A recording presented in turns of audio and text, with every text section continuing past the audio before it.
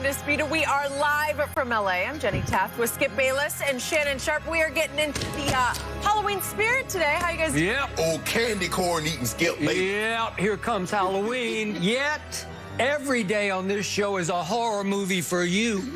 Am I right? Are you sure? Every day. So every day. All year round. Every day is Halloween. What holiday is it for your Cowboys?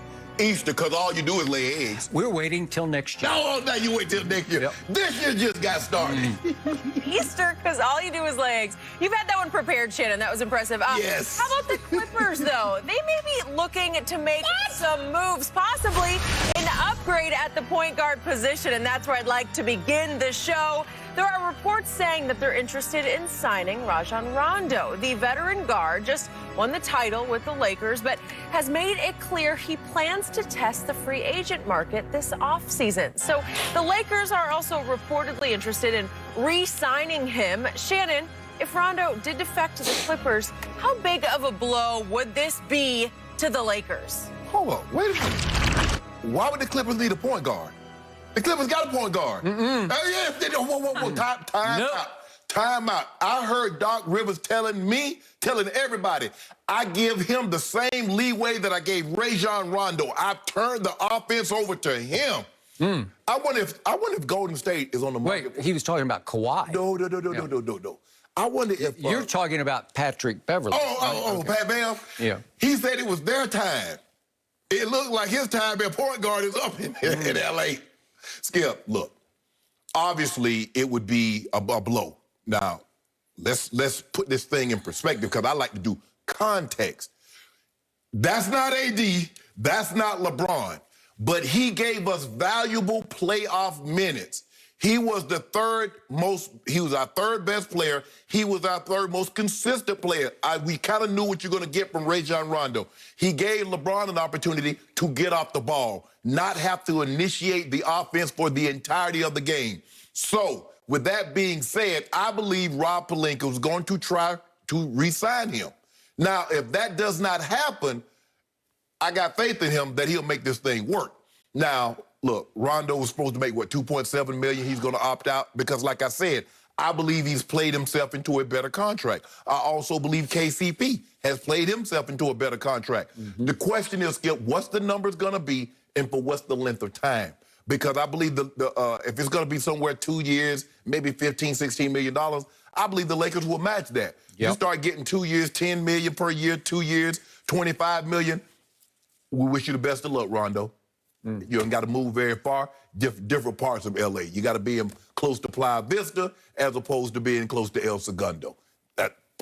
So we get that, Skip. Rondo's proved his value. The guy's a 4-time assist leader. He played big. You look at the last game, stealing the ball, assisting the ball. So, yeah, Skip, it'll be a loss. It would be a loss to us. But it's not Bron, it's not AD, and Rob Pelinka will be able to figure this thing out if they were to lose Rondo. I think the biggest question is, Skip, it's not going to be money, it's going to be playing time because it might be an opportunity for him to go from a role player coming off the bench to being a starter. Bingo. Thank you. You finally got there. You know, Mr. Sharp, there are some things in the world of sports that the moment you hear them, you do say, bingo. That's it. That's the magic move. Rondo to the Clippers would be the difference next basketball season. That would make the Clippers the champion and the Lakers some runner-up. Western Conference runner-up. Yes, it would. Okay. This is the move that would make so much sense for Rajon Rondo because it would be a legacy move. I'm not going to go all the way Deion Sanders here, but you remember very well what Deion did for the San Francisco 49ers. In 94. When he helped Steve Young get, as everybody was writing at that point, the proverbial monkey off his back as he broke through and finally won his one and only Super Bowl. Right. And then he said, Jerry wants me? Jerry's going to pay me all that money? I think I'll become a Dallas Cowboy. Yeah. And he went and helped, of all college coaches, Barry Switzer win his one and only Super Bowl. And it was a legacy move because the world sat back and said, Deion did that, and then he did that. Swung the pendulum of power. Okay. I'm not saying Rondo is quite Dion, but he's up in there somewhere because I'm just not sure your guys would have won this championship without Rajon Rondo. He was your third most valuable player, but in fourth quarters, he was often the most valuable player because he led your team in the playoffs in fourth quarter assists. He constantly set up your offense, and as he is so gifted at doing, he got the ball to the right place at the right time to the right player. Right. It might be LeBron, it might be AD, it might be Kuzma, who did lead your team in fourth quarter three-point shots made. But guess who was second in threes made in the fourth quarter through the playoffs? Rondo. Yeah. As they call him, playoff Rondo. I swear to you, obviously I was rooting against your team. Every time the ball left his hands, I said, that's good, because his body language told me that's good. Yep. Did he not shoot it with authority and conviction? What was that game? Game 3 and game 6, he was unbelievable. Lord have mercy. As soon as it left his hand, I said, that's nothing but bottom of net. And game 4, my bad. Yeah, and you don't think of him as a knockdown shooter. No. But he made 40% of his threes that felt like 75% of his threes through the playoff run. Skip, remember the Nuggets, though, series, where he was spectacular shooting the ball from outside. Just spectacular. So my point is that when you have a guy like that, he suddenly, at age 34, has an opportunity to go to your arch rival that shares your building, that lives in the basement of Staples Center, and he's just against the grain enough to have no real loyalty to the Lakers. Not that he hates the Lakers, but he's his own man. He like Bron. Because remember what he said, Skip? He said he was always thinking, he was sitting back there thinking, say, you know, if I ever team with a guy like Bron. Now, he didn't say if I team with a guy like Kawhi. He never said if I team with a guy like Paul George. Maybe he'll say that now. Whoa. He said if I could team with a guy like Bron. You know, I'm talking about from the mental aspect of it. Yeah. Remember Rondo's quote after game 2 against the Nuggets, which ended with AD making a 3 and yelling, Kobe! Yeah.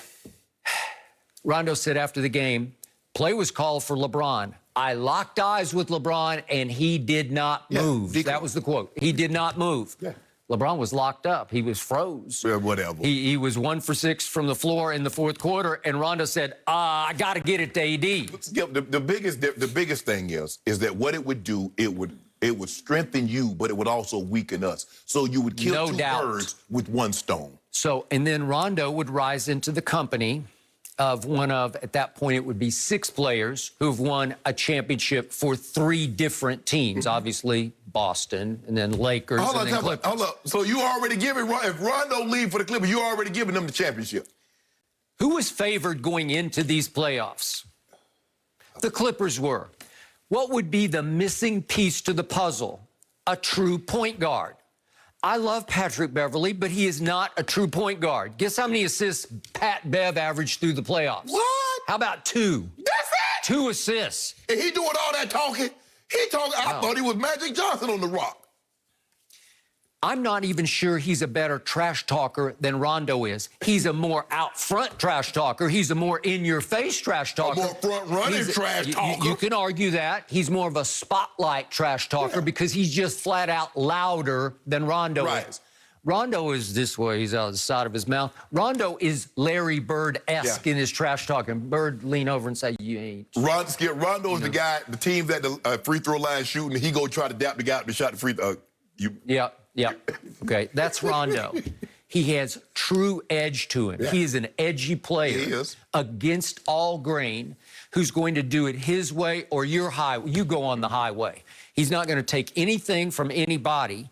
And a guy who made a grand total last year of $2.4 million for your Lakers, you want to talk about, is that the most valuable 2.4 the Lakers ever spent? That guy still has a chance to be in the Basketball Hall of Fame, to me. He just does because of his impact on games. Remember, while Pat Bev has made 3 all-defensive teams, guess who's made 4? Rondo. Guess who has led this league in steals? Rondo. Guess who twice has led this league in assists? Rondo. Pat Bev can't carry Rondo's jock when it comes to running a team. No. I'm sorry, he has no idea. What did the Clippers too often degenerate into, especially in games 4, 5, and 6 against the would be 5, 6, and 7. Yeah, Kawhi or bust. Where a lot of times he dribbled the ball up the floor. If Pat Bev dribbled it up, he just lobbed it over to the right wing and go stand in the corner. Yeah, and he'd go stand in the corner, and he'd say, "You do it." And too often Kawhi would catch the ball way over on the right wing near the Clippers bench. Two would come to him. He'd say, "Okay, dribble, dribble, dribble. Maybe I can split the double team. Right. Maybe I can just rise up here and shoot a three." That's not going to work often enough. No. Are you going to make 50% of those shots? No, you are not. Plus, Skip, what it would allow them to do, it would allow them to take Kawhi off the ball. Kawhi doesn't want to handle the ball that much. Yeah, he can handle it. He's gotten better at handling the ball. But it would take him off the ball for the most part and